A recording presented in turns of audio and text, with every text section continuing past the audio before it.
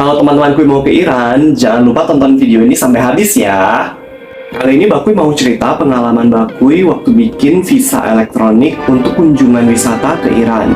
Sebenarnya pengalaman ini udah Bakui tulis di jalansendiriaja.com, cuman berhubung banyak banget yang kirim email ke Bakui, dan Bakui cek-cek juga per sekarang prosedur sama persyaratannya juga masih sama persis, jadi Bakui putusin untuk bikin video ini juga.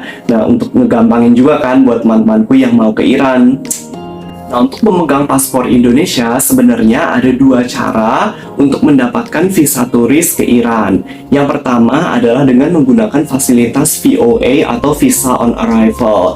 Mungkin beberapa dari teman-temanku ada yang belum tahu apa itu yang namanya VOA. Jadi VOA sederhananya itu ibarat visa yang dibeli waktu kedatangan. Jadi teman-temanku tinggal datang ke sana, landing, habis itu teman-temanku tinggal bayar biaya visanya, masuk ke imigrasi, udah selesai. Jadi sebenarnya aturan ini tuh dibikin oleh negara-negara yang pengen ningkatin pariwisatanya, jadi biar rame, tapi mereka juga nggak mau kehilangan PNBP-nya gitu. Oke. Long story short, intinya adalah Bakui memutuskan untuk nggak pakai VOA dan pilih visa elektronik. Waktu itu pertimbangannya ada dua. Yang pertama adalah karena pada saat itu kondisinya masih pandemi, jadi takutnya peraturannya itu masih berubah-ubah. Gimana kalau nanti Bakui waktu mau check-in pesawat malah nggak dibolehin karena ternyata visa on arrival-nya lagi dinonaktifkan waktu itu. Atau bahaya lagi, Bakui udah nyampe sana ternyata VOA-nya pada saat Bakui datang itu dinonaktifkan atau ada persyaratan lain yang Bakui nggak tahu gitu kan. Jadi Bakui putusin untuk nggak ambil VOA karena pada saat itu pandemi dan aturan jadi banyak berubah gitu kan.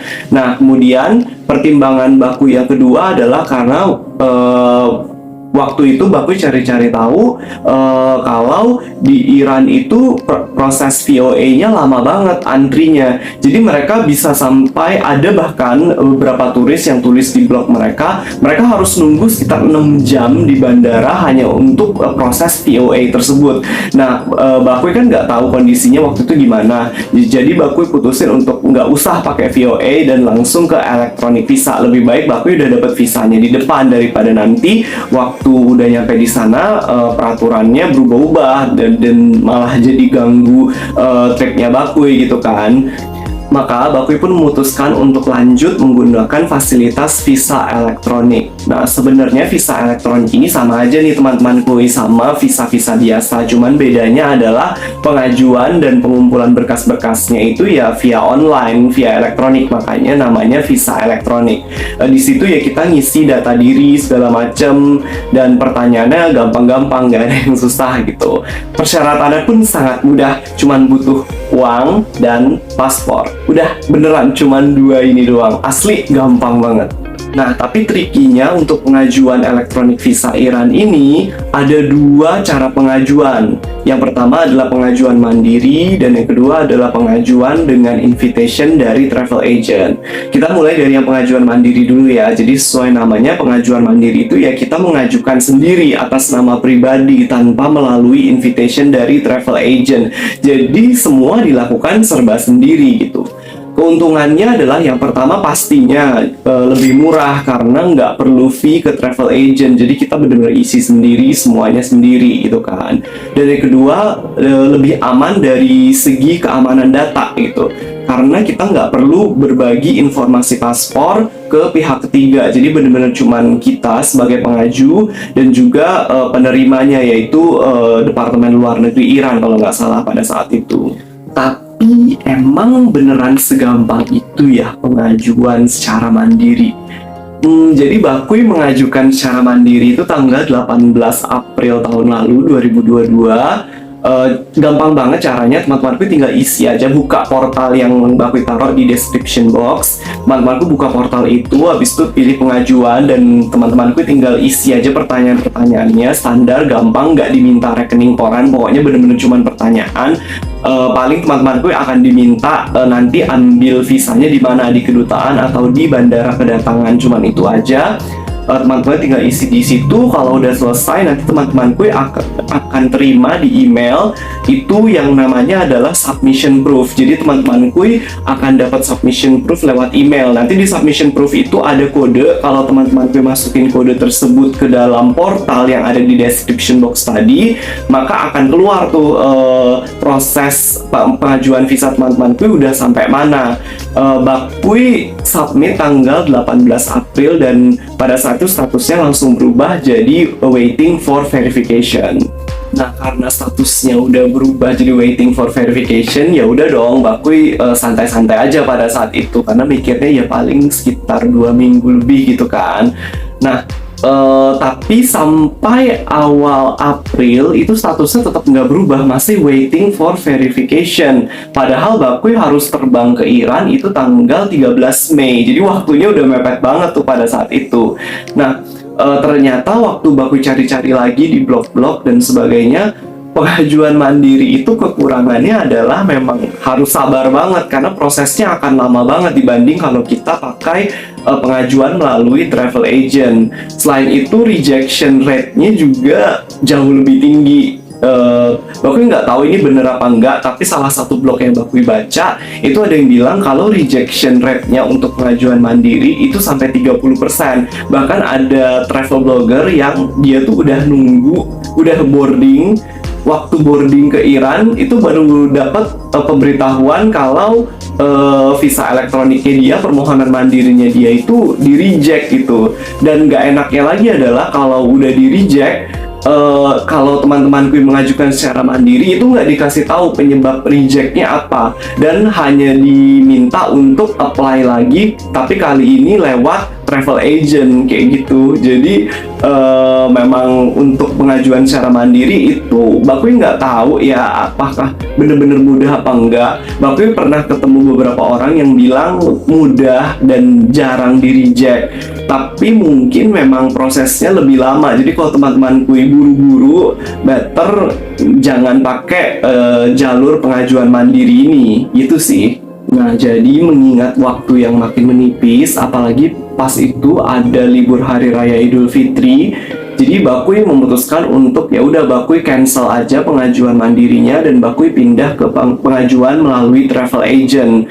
Tapi sebelum melakukan ini, teman-temanku harus pastikan dulu teman-temanku udah cancel permohonan mandirinya teman-temanku ya. Karena kalau teman-temanku apply lagi lewat travel agent tapi pengajuan mandirinya belum di cancel, nanti akan berpengaruh ke rejectionnya. Jadi teman-temanku harus pastikan dulu kalau permohonan mandirinya ini udah teman-temanku cancel, baru teman-temanku pindah ke pengajuan melalui travel agent. Untuk travel agent yang Bakui pakai itu adalah First Class. Alasannya yang pertama karena review dan ratingnya udah banyak banget dan bagus banget. Jadi udah banyak traveler yang pakai mereka, jasa-jasa mereka, dan semuanya nggak ada masalah gitu. Ya mayoritas bagian besar itu bagus gitu reviewnya. Jadi udah terpercaya, itu penting banget. Kemudian yang kedua adalah karena mereka menerima pembayaran menggunakan kartu debit maupun kredit internasional. Jadi karena sanksi dari Amerika, Iran tuh kan nggak bisa tuh terhubung sama situs pembayaran internasional.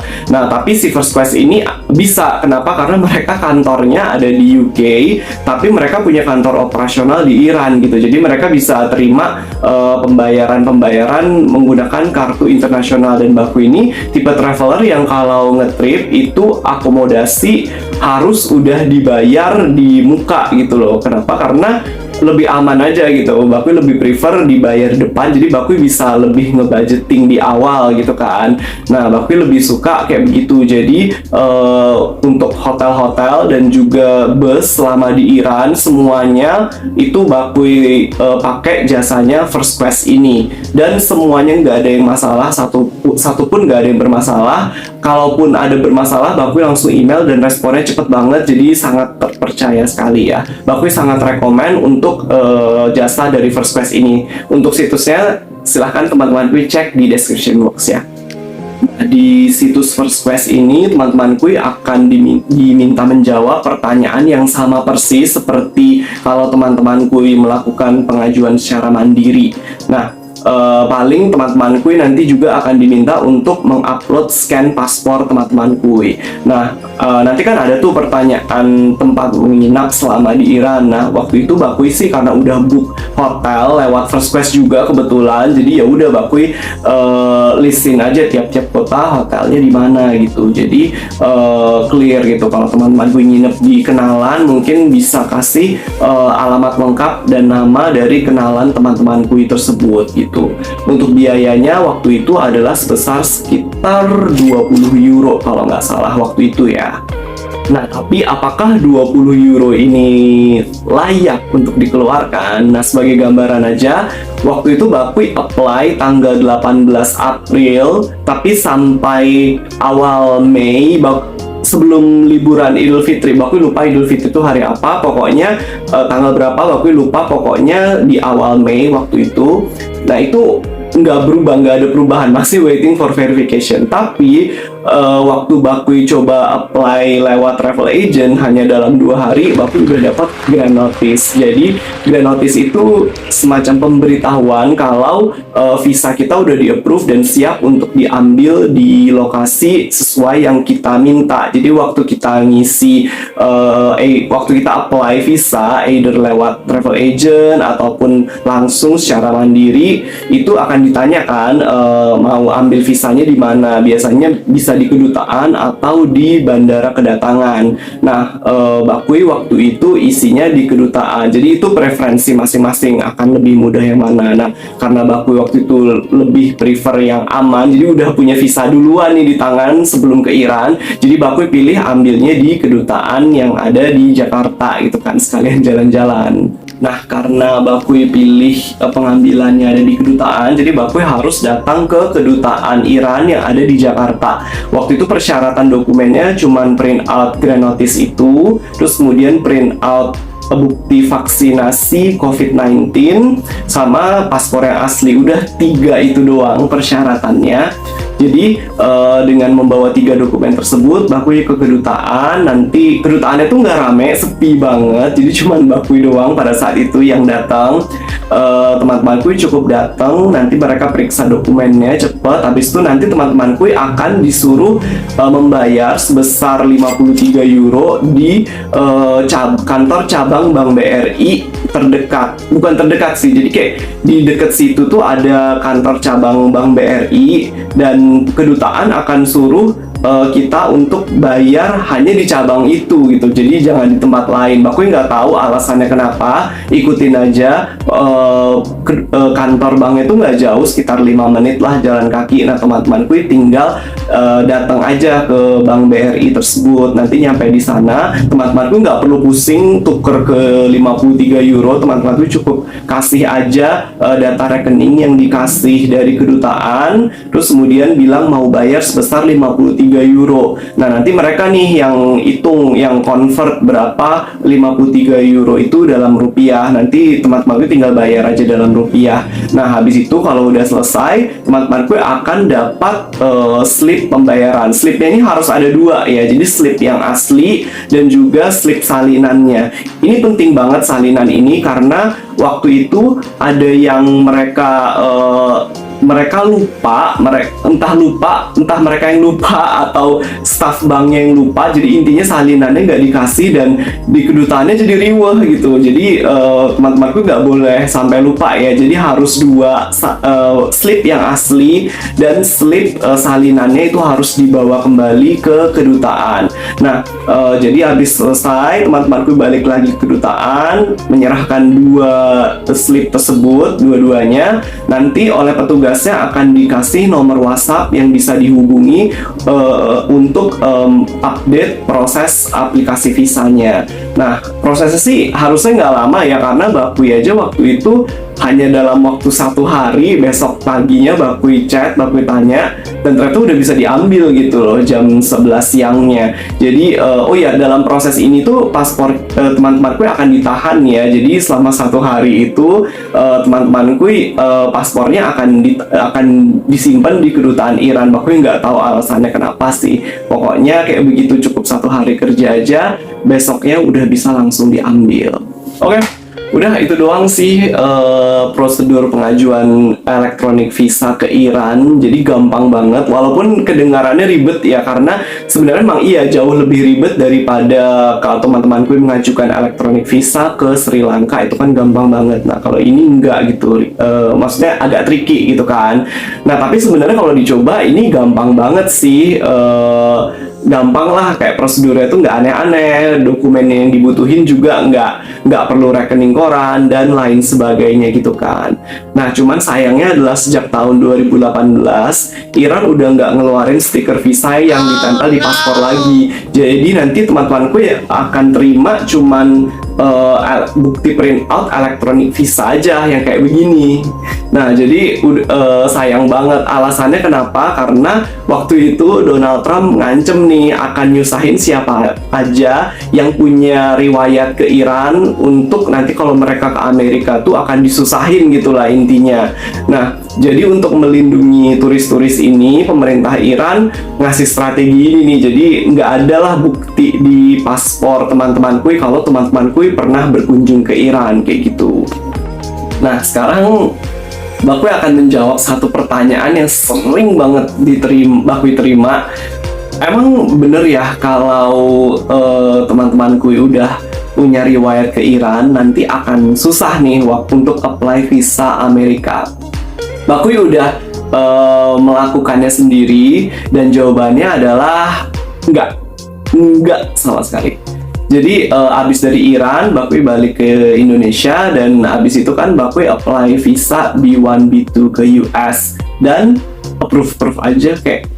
Bahkan waktu di form pertanyaan yang di waktu kita apply visa itu Bakui jelas-jelas, walaupun di paspor nggak ada bukti pernah ke Iran, Bakui taruh kalau Bakui pernah ke Iran, kunjungannya wisata, periodenya kapan gitu. Bakui jujur-jujur aja dan tetap di approve aja 5 tahun multiple entry. Jadi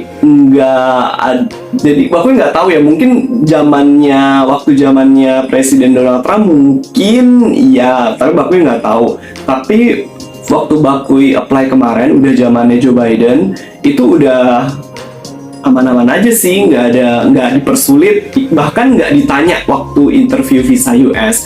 Jadi tenang aja ya teman-temanku, nggak akan dipermasalahin kok. Nah kemudian pertanyaan kedua yang sering Bakui terima adalah, emang bener ya kalau di Iran itu kartu kredit maupun kartu debit internasional nggak diterima, bahkan kita nggak bisa tarik ATM di sana gitu? Jawabannya iya bener. Jadi karena sanksi dari Amerika, Iran tuh dikeluarin dari sistem yang namanya SWIFT. Oleh sebab itu perbankan Iran ini nggak terkoneksi sama perbankan internasional. Itulah sebabnya kartu-kartu terbitan luar negeri nggak bisa diterima di Iran, pun kartu-kartu Iran nggak bisa diterima oleh perbankan yang ada di luar Iran. Itu sebabnya. Nah maka dari itu Bakui menyarankan kepada teman-temanku yang hendak pergi ke Iran, ada 2 hal rekomendasi Bakui. Yang pertama adalah siapkan uang cash yang banyak, yang cukup ya gitu. Jadi jangan ngepres, tapi harus ada cadangannya dalam bentuk euro sebelum ke Iran gitu. Nanti waktu teman-temanku udah sampai ke Iran, baru deh tuh tuker euronya ke rial gitu.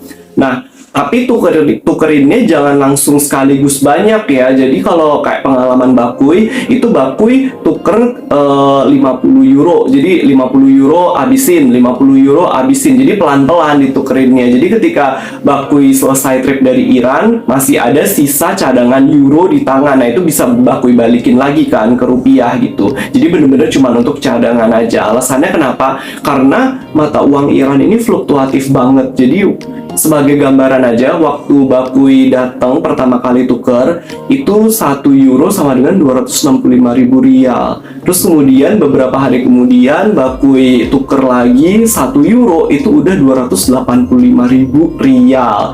Terus terakhir Bakui tuker lagi yang ketiga, itu 1 euro udah 300.000 rial. Jadi benar-benar fluktuatif banget mata uangnya. Bayangin aja kalau teman-temanku udah tukerin semua di awal gitu, pasti udah rugi gede banget gitu kan. Udah gitu karena mata uangnya rendah dan fluktuatif banget, uang rial, mata uang Iran ini nggak laku di mana-mana. Bahkan orang Iran sendiri lebih suka terima euro daripada terima dalam bentuk rial gitu, karena saking fluktuatifnya jadi nggak berharga. Bayangin aja tuh kalau teman-temanku di awal udah tukerin semuanya ke rial, pas selesai trip masih sisa banyak, itu mau diapain itu duit, karena nggak ada lagi yang mau terima uang rial itu. Bahkan di dalam Iran pun biasanya dibatesin gitu, maksimal berapa gitu kan. Jadinya teman-temanku nanti akan susah sendiri kalau langsung tuker sekali banyak. Lagian misalkan teman-teman tuker langsung 2000 euro gitu ya, walaupun sebenarnya nggak mungkin juga sih 2000 euro itu uang realnya nanti berapa gepok sebanyak apa, Bakui nggak kebayang sih. Tapi yang jelas itu rekomendasi pertama Bakui adalah bawa uang pecahan euro. Kemudian rekomendasi Bakui yang kedua adalah untuk beli asuransi khusus yang ada di Iran. Jadi karena Iran ini terblok ya, koneksi perbankannya terbatas, maka dari itu better untuk teman-temanku punya asuransi. Misalkan amit-amit teman-teman gue sana terus sakit gitu kan, nah teman-teman gue bisa tarik uang, padahal uang cashnya terbatas gitu kan. Nah itu kan akan riuh banget. Jadi Bakui sangat menyarankan kalau teman-temanku mau ke Iran untuk beli asuransi yang mencakup atau berlaku di Iran seenggaknya gitu. Untuk asuransinya beli di mana, bisa beli, teman-teman bisa beli langsung di First Quest di description box yang ada di bawah ya. Oke, Bakui rasa itu aja video untuk hari ini. Semoga bermanfaat untuk teman-temanku yang mau apply electronic visa ke Iran. Semoga video ini bisa membantu. Sampai jumpa lagi di video-video Bakui yang lain ya. Bye-bye!